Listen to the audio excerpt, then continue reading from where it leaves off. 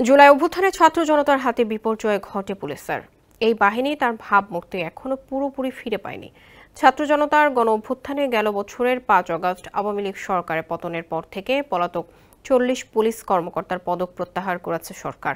এসব কর্মকর্তার মধ্যে ডিআইজি, পুলিশ সুপার ও পুলিশ পরিদর্শক রয়েছেন। তারা সবাই পলাতক ও সাময়িক বরখাস্ত অবস্থায় রয়েছেন। রোববার ১০ আগস্ট স্বরাষ্ট্র মন্ত্রণালয় জননিরাপত্তা বিভাগ থেকে এক প্রজ্ঞাপনে এই তথ্য জানানো হয়েছে। এতে সই করেছেন সিনিয়র সহকারী সচিব তাওসিফ আহমেদ।